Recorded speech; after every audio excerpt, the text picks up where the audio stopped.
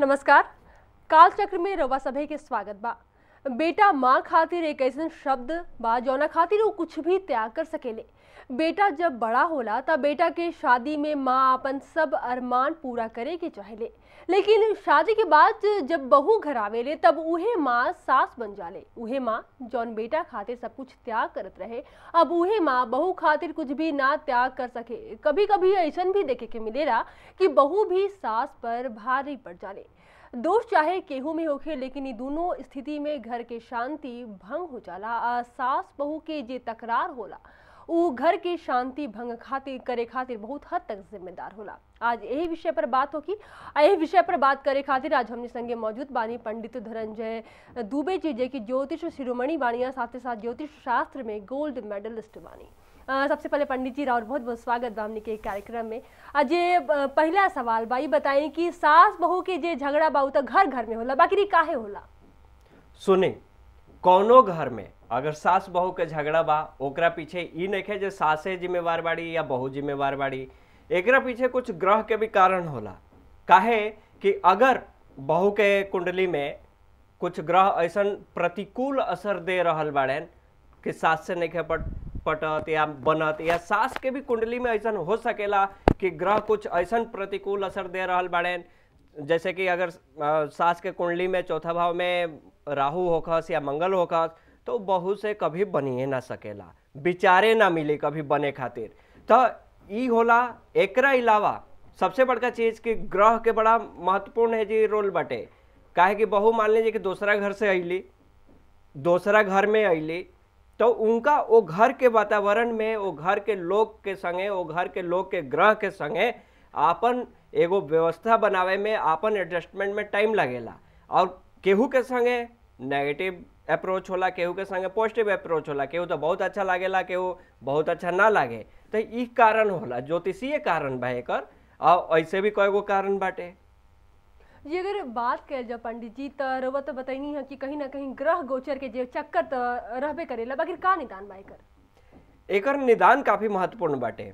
काहे कि देखी, ई तो हर घर के एगो समस्या तो रहबे करेला, कहीं ना कहीं मन में रहेला। बहुत बिरले ऐसा देखे में मिलेला कि सास बहू के रिश्ता एकदम बेमिसाल होके कि बेटी और माँ के कोनो फर्के ना होके, वो तरह के रिश्ता होला सास बहू के। कहीं कहीं ऐसा होला कि सास बहू के रिश्ता एकदम सास बहुए खानी होला। तो एकर निदान ई बाटे कि जावना घर में सास बहू में कभी ना पटत होके या बात बात के लेके कोनो नाराजगी होके, तो मान ली कि ई कुली होखी तो वो घर में बरकत तो होइए ना सकेला।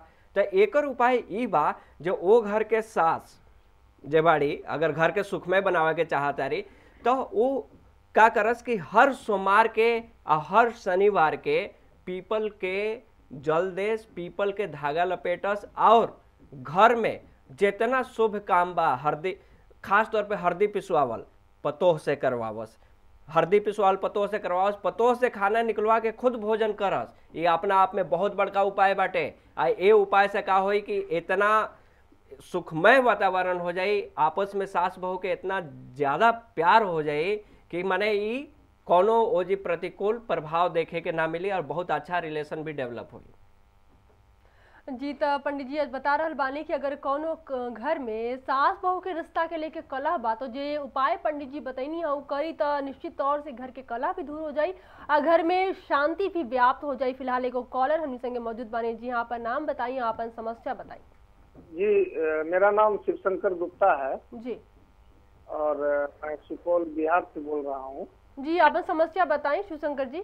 जी, मेरे घर में ये समस्या है, मेरी पत्नी और मेरी माँ में थोड़ा सा अनबन रहता है, हम क्या कर सकते हैं? पंडित जी बताएं इनका के। शिवशंकर जी देखी, ई रोरा घर के समस्या बाटे तो रोरा एगो एक खातिर उपाय करी कि अपना पत्नी से का करी कि उनका से कहीं कि घर में जितना खाना परोसे वाला काम बाटे और पत्नी करस। ओकरा अलावा सास के हर मौका पे, हर अच्छा त्योहार के कुछ जैसे पायल खरीद के दिहल या कुछ गहना खरीद के दिहल अपना पत्नी की ओर से करवाई। और ओकरा अलावा सबसे बड़का कि हफ्ता में एक दिन छुहाड़ा अपना पत्नी से कहीं कि छुहाड़ा रोरा माँ के उद्देश्य खाए खातिर वो काफी अच्छा रही। और ई सुख के दिने होके के चाहिए, देखी केंगन मधुरता आपस में होला। चलिए, हमने की उम्मीद भी यही रही है। पंडित जी, एगो और सवाल हमरा मन में उठल बा कि ठीक बा, सास और बहू के रिश्ता था जब उ जग जाहिर बा, बाकी सवाल यहाँ ई उठ रहल बा कि बेटा खातिर जी भावना एगो माँ के मन में रहेला, तब बहू के आवते काहे भावना जे बा बदल जाला, और जब बहू घर में आवेली त अपन माँ से उनका जे संबंध रहेला त उनकर मन में भावना काहे ना आवेला कि उहो तो एगो माँ जैसन बाड़ी, तब काहे ऐसन होला? देखी, एक कंडीशन में दोनों आदमी अनसिक्योर बा, दोनों आदमी असुरक्षित बा। मतारी के ही रहेला कि बेटा चल जाओ, कहीं हाथ से मत निकल जाओ, काहे कि ऐसे तो होला ना, लेकिन एगो असुरक्षा के भावना हो जाला। और लड़के जौन बाहर से आयल भी है घर में, ओकरा मन में ई होला कि पता ना हो जी के वातावरण कैसे होई। ऊ तो एक के आदमी पे डिपेंडेंट होके आ रहल बिया अपना पति पे, तो धीरे धीरे धीरे ई कुली भावना घर क जाला, जबकि ई ह कुछ ना, एगो कुंठा ह, ए ले ज्यादा कुछ ना है। चलिए, त कुंठा बा। बाकी पंडित जी जे आज रुआ बता रहल बानी, ज्यादा से ज्यादा हमने के दर्शक लोग के उपाय बताएं कि का और उपाय हो सकेला। ई त रुआ बताइनी है सास खातिर, साथ ही साथ बहू खातिर बताइनी है, कुछ और हमने के उपाय बताई। हाँ, एकरा खातिर देखिए, घर में अगर सास बहू के अगर झगड़ा बाटे, तकरार बा या टेंशन बाजी बा, एकरा खातिर का करे के चाहिए कि जौन बहू बाड़ी वो हमेशा आतवार के दिने हलवा बना के सास के खियावस। एकरा अलावा सास के नाम पर कुछ दान देश हो, जैसे मंदिर गईली तो वो जी दान देश अपना सास के नाम पे सुख में कामना करते हुए। लेकिन सास के भी उपाय करे के पड़ी। सास के उपाय ई करे के पड़ी कि अपना पतोह खातिर हमेशा कुछ ना कुछ नया चीज करत रही, कुछ ना कुछ नया चीज देत रही, जैसे कि रोरा पुत्री खातिर कहनी। और जो सबसे बड़का उपाय बाटे सास खातिर, हम ई कहे जे अगर एकर ज्योतिषीय निदान बा तो इहे बा कि रोरा भगवान विष्णु के पूजा दोनों सास पतो एक संगे बैठ के करी घर में, देखी वो घर के तरक्की और बरकत और घर के हर केहू के रिश्ता जौन बाटे काफी मधुर होई। तो चलिए, इतवार के बहू लोग के हलवा बना के खिलावे के पड़ी अपन सास के, साथे साथ जे सास बाड़ी जितना नया से नया चीज कर सकेली अपन बहू खातिर, चाहे गहना अगर खरीदिहन तो निश्चित तौर से जे कुंठा बा, जे लड़ाई बा तो अपने आप दूर हो जाए। एगो और कॉलर हमने संगे मौजूद बानी। जी हाँ, अपन नाम बताइए, बताई कि का रहुओ घर में कुछ ऐसा समस्या बा सास बहू से संबंधित? जी, अपन नाम बताई। मेरा नाम सुमित कुमार है। जी हाँ, बताइए राहुल, समस्या का बा? मैडम, मैं जानना चाहता हूँ, मैं गाड़ी लेना चाहता हूँ।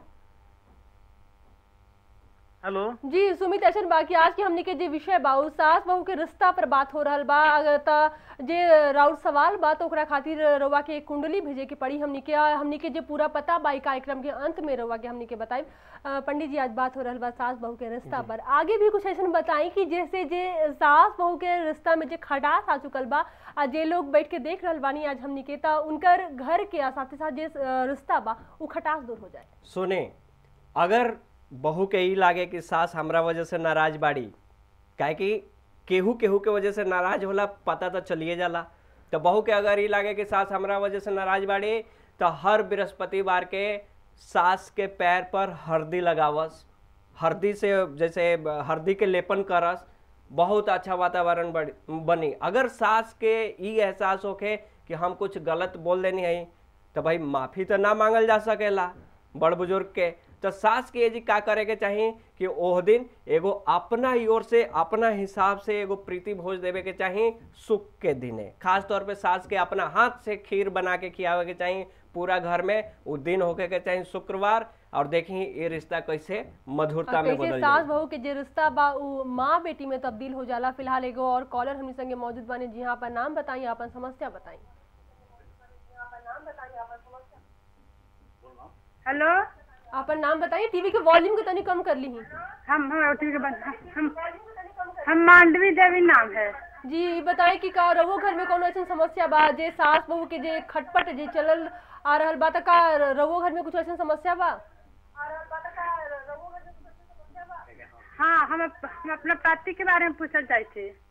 जी, तो ई करी कि अपन कुंडली, अपन पति के जे कुंडली बाऊ हमनी के भेज दी। कार्यक्रम के अंत में रवा के जे पता बाऊ दिखावल जाए, वो पता पे भेज दी। राउर जौनो सवाल हो कि अपन पति से संबंधित उस सवाल के जवाब रउआ के मिल जाए। पंडित जी, आज हमनी की बात कर रहल बानी सास बहू के रिश्ता पर, बाकी अभी फिलहाल वक्त हो चलल बा एगो ब्रेक के। रउआ हमनी संगे बनल रही, साथे साथ रउआ भी हमनी संगे बनल रही। फिलहाल वक्त बा एगो ब्रेक के बाद वास्तु पर हमनी के चर्चा करब कि घर के मालकिन के घर के कौना हिस्सा में करस भोजन जैसे हो घर में बरकत, ई सब जाने खातिर बनल रही हमनी के साथ, देखत रही काल चक्र।